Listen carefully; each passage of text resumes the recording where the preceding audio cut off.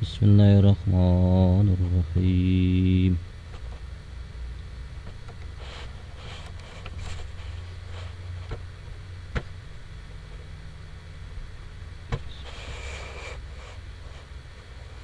حمد و ستائش کی دعا، سب تعریف اس اللہ تعالیٰ کے لیے ہے جو ایسا اول ہے جس کے پہلے کوئی اول نہ تھا، اور ایسا آخر ہے جس کے بعد کوئی آخر نہ ہوگا۔ وہ خدا جس کے دیکھنے سے دیکھنے والوں کی آنکھیں عاجز ہیں، جس کی توصیف سے وصف بیان کرنے والوں کی عقلیں قاصر ہیں۔ اس نے کائنات کو اپنی قدرت سے پیدا کیا اور اپنے منشاء ازلی سے جیسا چاہا انہیں ایجاد کیا، پھر انہیں اپنے ارادہ کے راستہ پر چلایا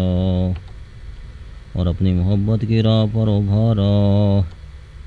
جنہیں دودھ کی طرف انہیں آگے بڑھایا ہے، ان سے پیچھے رہنا،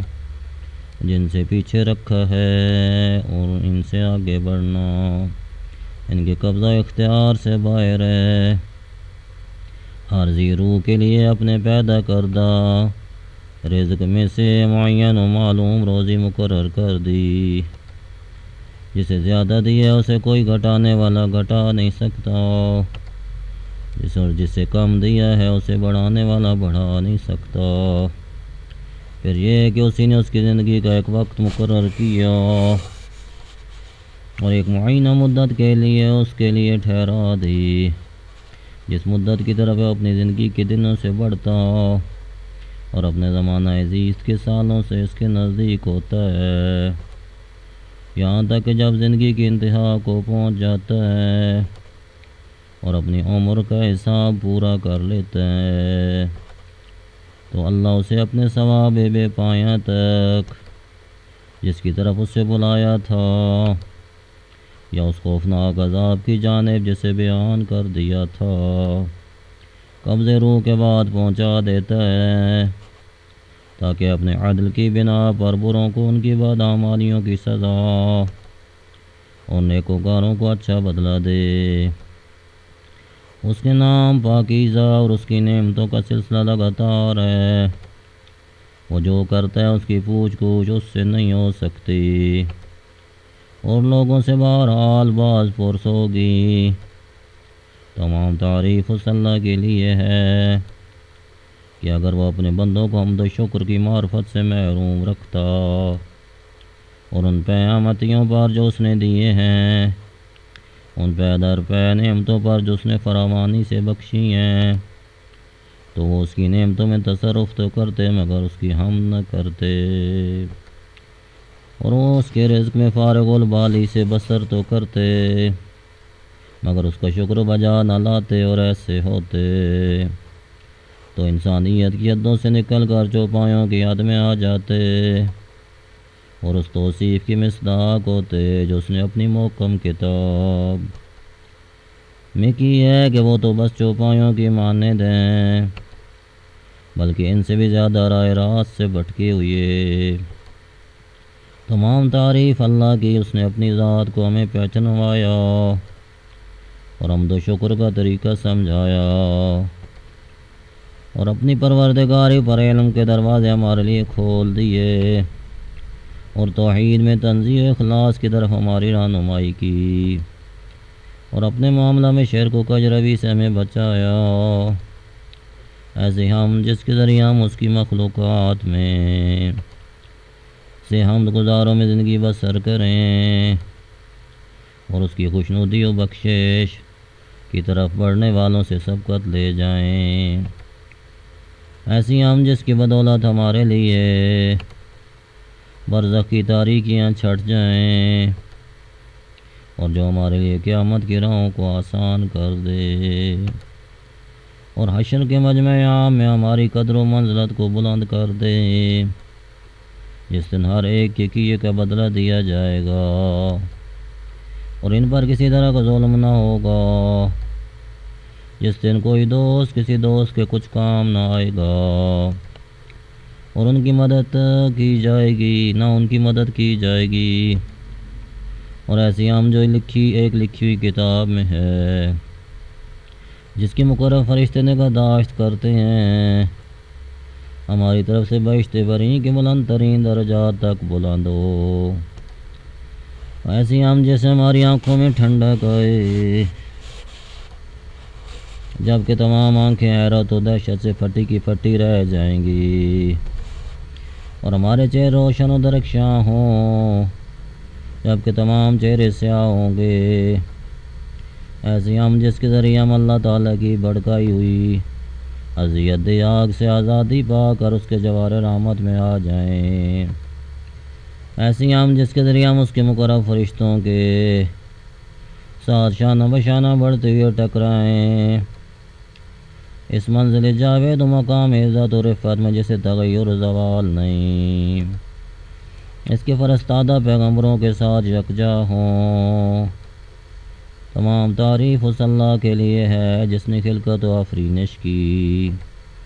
تمام خوبیاں ہمارے لیے منتخب کی، اور پاک و پاکیزہ رزق کا سلسلہ ہمارے لیے جاری کیا،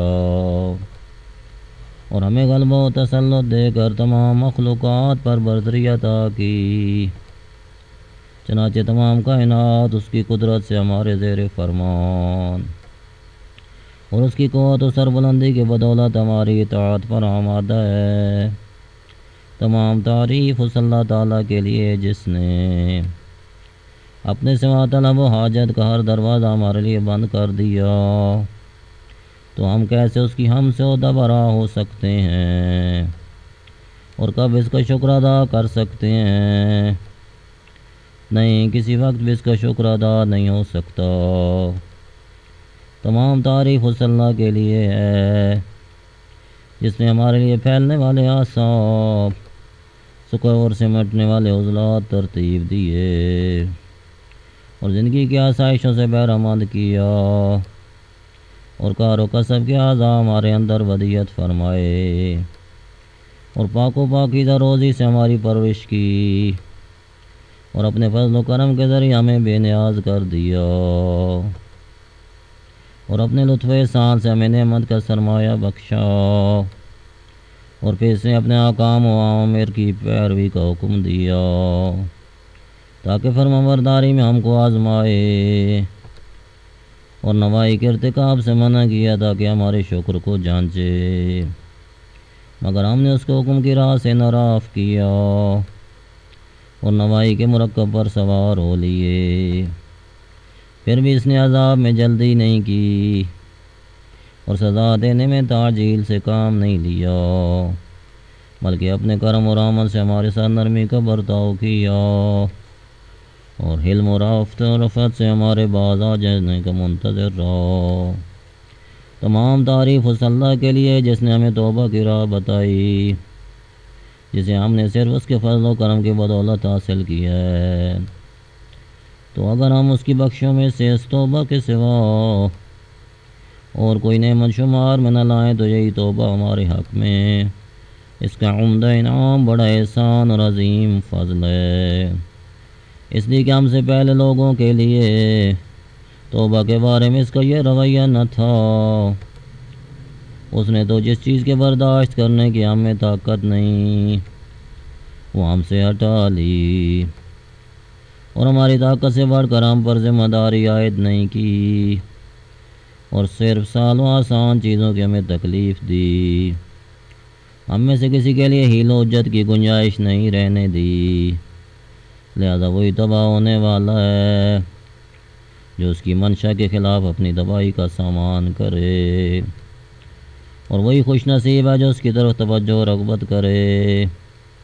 اللہ کے لیے حمد و ستائش ہے، وہ ہم جو اس کے مقرب فرشتے، بزرگ ترین مخلوقات اور پسندیدہ حمد کرنے والے بجا لاتے ہیں۔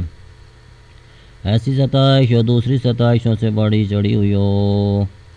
جس طرح ہمارا پروردگار تمام مخلوقات سے بڑا ہوا ہے۔ پھر اسی کے لیے حمد و ثنا ہے، اس کی ہر نعمت کے بدلے میں جو اس نے ہمیں اور تمام گزشتہ و باقی ماندہ بندوں کو بخشی، تمام چیزوں کے شمار کے برابر جن پر اس کا علم حاوی ہے، اور ہر نعمت کے مقابلہ میں دگنی چگنی، جو قیامت کے دن تک دائم ابدی ہو۔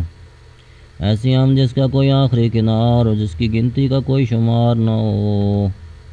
ایسی ہم جو اس کی اطاعت و بخشش کا وسیلہ، اس کی رضامندی کا سبب، اس کی مغفرت کا ذریعہ، جنت کا راستہ، اس کے عذاب سے پناہ، اس کے غضب سے امان، اس کی اطاعت میں معین، اس کی معصیت سے مانے، اور اس کے حقوق و واجبات کی ادائیگی مددگار ہو۔ ایسی ہم جس کے ذریعہ ہم اس کے خوش نصیب دوستوں میں شامل ہو کر خوش نصیب قرار پائیں، اور ان شہیدوں کو زمرہ میں شمار ہوں جو اس کے دشمنوں کی تلواروں سے شہید ہوئے۔ بے شک وہی مالک و مختار اور قابل الستائش ہے۔